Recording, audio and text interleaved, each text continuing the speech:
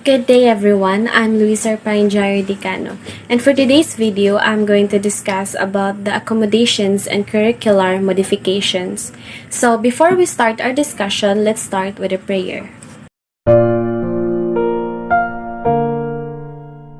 Please bow your heads and let us pray. Dear Jesus, please show me how to spend this day sharing your love in every way. Help me to be kind to everyone, to play and laugh and have lots of fun, shining your light and giving your grace, sharing your joy with a smile on my face. Angel of God, my guardian dear, to whom God's love commits me here. Ever this day be at my side, to light and guard, to rule and guide. Amen. Hiraya!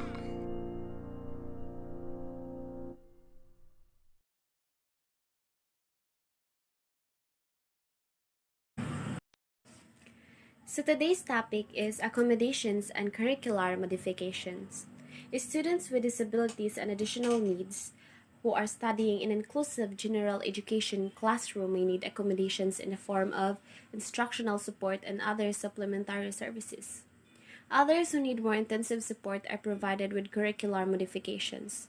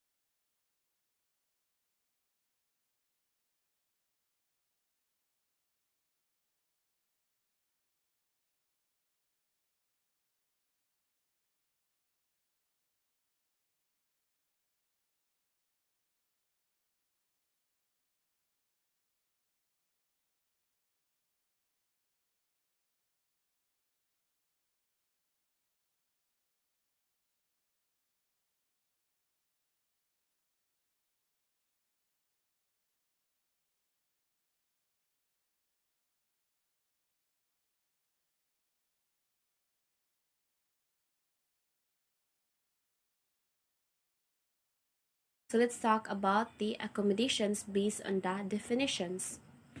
Accommodations are supports provided to students to help gain full access to the class content and instruction without altering the curriculum standards and competencies expected and to demonstrate accurately what they know. So when accommodations are provided in general education classroom for children with disabilities, barriers are removed from accessing education.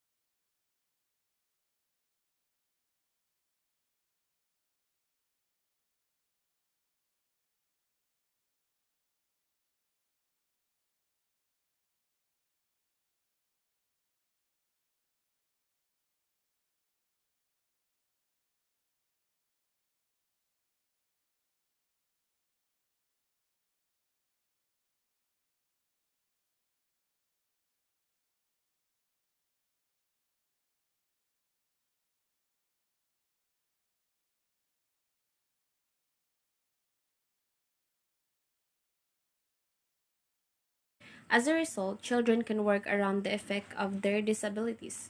Examples of accommodations are altering instruments, toys, or materials, changing the room during specific activities, providing time extensions or allowances for tests, and changing response formats in worksheets.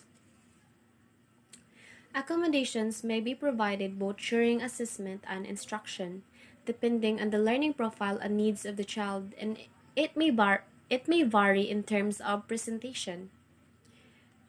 It may vary in terms of presentation, response, setting, and scheduling. So,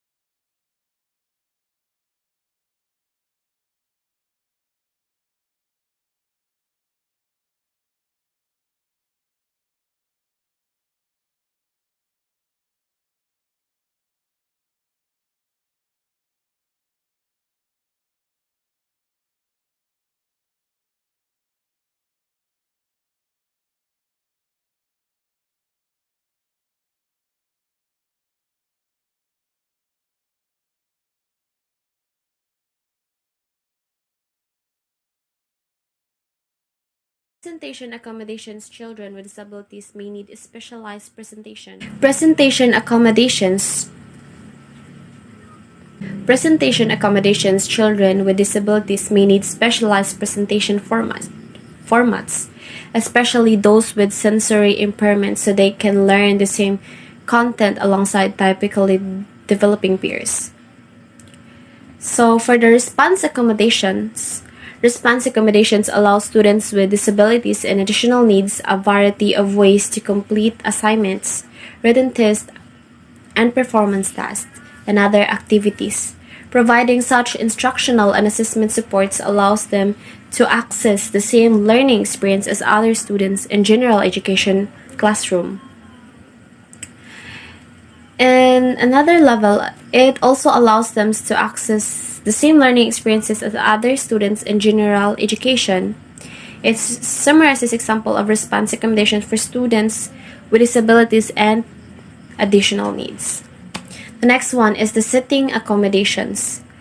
Changes in the location or conditions of educational setting or environment may be necessary for students who need supports in terms of behavior, attention, and organization of space and materials.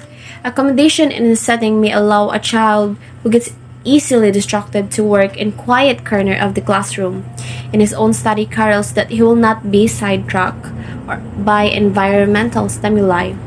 Or a child who is still unable to read fluently may be allowed to take a silent reading comprehension test in another room with a supervising adult just so she could hear herself read aloud, which helps her better understand the story. The next one is scheduling accommodations. Changing time allotment, schedule of tasks and assessments, and management of time are some types of scheduling accommodation. Students with slower ability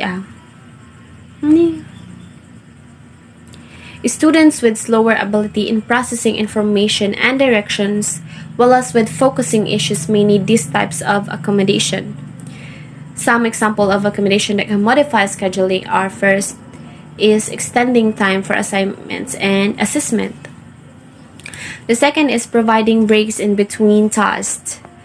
And third is providing a visual schedule or checklist of individual responsibilities.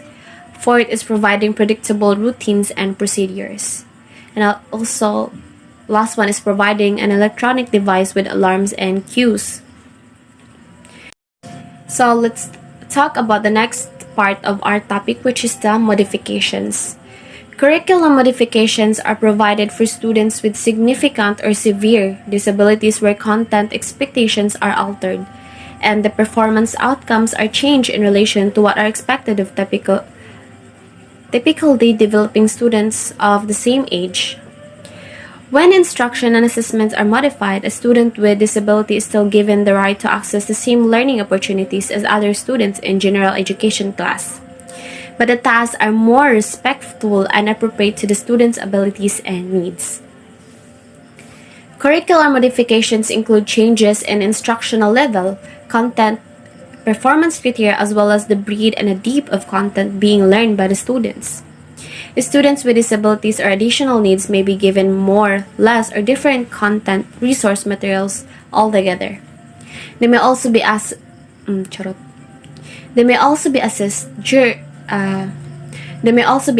using different standards that are more appropriate to the student's needs and abilities, such as being provided with fewer objectives, shorter lessons, or smaller number of vocabulary words to learn.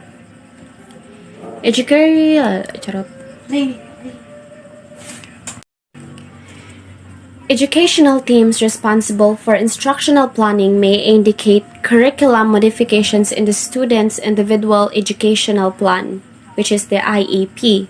Such modifications are needed so that students also have access to the general education curriculum. So for the next part of our topic is also the importance of parent involvement. Another component of an inclusive and special education is parent involvement. It has long been established that parent involvement in education, planning, and management of children with disabilities and additional needs is essential as they are the primary caregivers and have direct influence on their children. This is anchored in Bronfenbrenner's Human Ecological Theory, which states that there are 5 environmental systems that compromises a child's social context. For the purposes of this book, focus is given on the microsystem where the child and his or her family belong, along with peers, school, and immediate community. With these microsystems, a child has direct interactions with parents, teachers, peers, and others, while the mesosystem refers to the linkage or relationship between microsystems such as the connections between family experience and school experience and between family and peers. So the Division of Early Childhood of the Council of Exceptional Children, DEC, exposed the use of family-centered practices in the assessment and the instruction of young children. Turnbull 2002 cited in Kirk in 2015 provided the principles of a family-centered model. So first is honor the family choice by changing the power relationship between professional and families. Students also have access to the general education curriculum. So for the next part of our topic is also the importance of parent involvement. Another component of an inclusive and special education is parent involvement. It has long been established that parent involvement in education, planning, and management of children with disabilities and additional needs is essential as they are the primary caregivers and have direct influence on their children. This is anchored in Bronfenbrenner's Human Ecological Theory, which states that there are 5 environmental systems that compromises a child's social context. For the purposes of this book, focus is given on the microsystem where the child and his or her family belong, along with peers, school, and immediate community. With these microsystems, a child has direct interactions with parents, teachers, peers, and others, while the mesosystem refers to the linkage or relationship between microsystems such as the connections between family experience and school experience and between family and peers. So the Division of Early Childhood of the Council of Exceptional Children, DEC, exposed the use of family-centered practices in the assessment and the instruction of young children. Turnbull 2002 cited and Kirk in 2015 provided the principles of a family-centered model.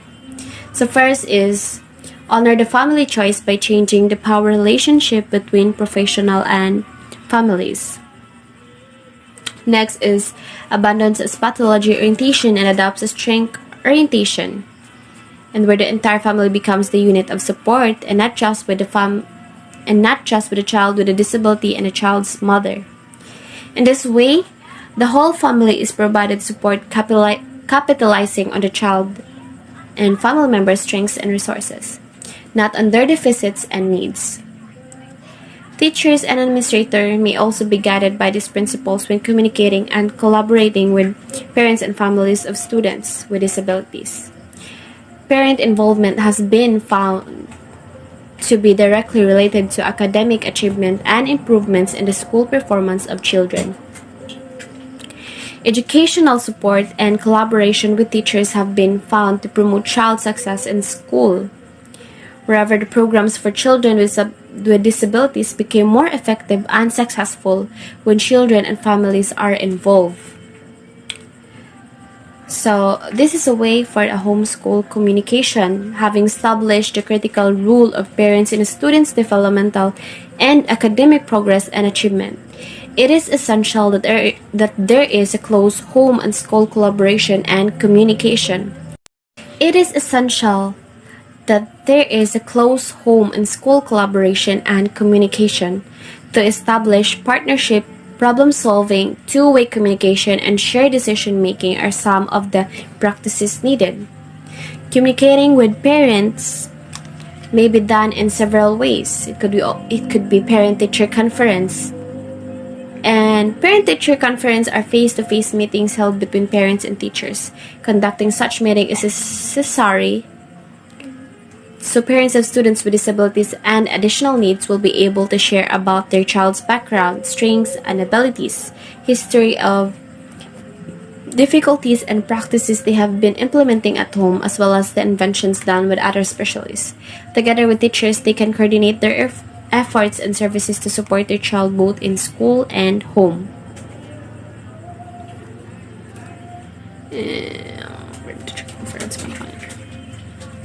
So other ways to involve parents is parents also have strengths, abilities, initiative knowledge, and the commitment to help their own child. They became advocates of their own children. To maximize their involvement, schools provide other opportunities such as parent education training workshops and parent support groups. So, parent education may take the form of providing seminars and workshops to parents to equip them with better understanding of their child's disability and accompanying strengths, uniqueness, as well as the specific techniques and strategies that they can practice at home. Such training sessions can be for a few hours done by a quarterly basis for a regular period, such as every Saturday, depending on the needs of the parents and the training of capacity base of the school. In this way, parents become educated in evidence-based approaches so that there will be continuity in the practices implemented between the home and school. Parent support groups are also helpful. Parent support groups are also helpful. Parent support groups are also helpful as parents are able to ask other parents about tips and techniques to work with their children. Parents should be empowered so that they can participate in planning and organizing parent support groups. Through such groups, parents can draw support from one another during meetings as they share techniques techniques and strategies, even frustrations and success about their children. In summary, this part of our discussion has presented the different components of inclusive and special education, which includes the following: preferral, assessment, placement, and accommodations.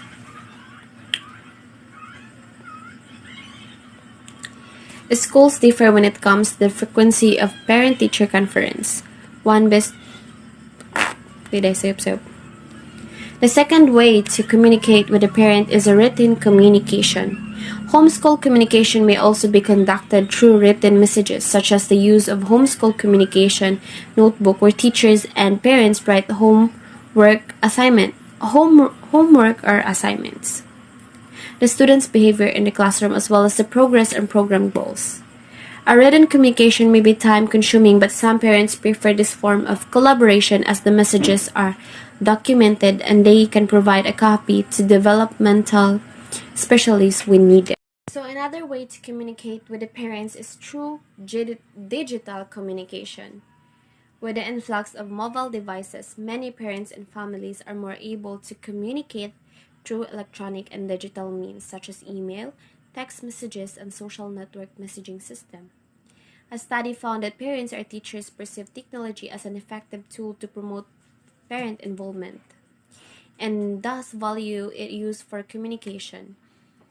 Because it is instant and real-time, parents and teachers are immediately able to receive messages and updates about the students. However, drawbacks can also occur, such as when both parties are not mindful of parameters. In communication, hence, it is necessary that parties agree on certain boundaries in order to be respectful of everyone's time and personal space. So the next one is homeschool contracts. A homeschool contract contains an agreement between teachers and parents regarding behavioral and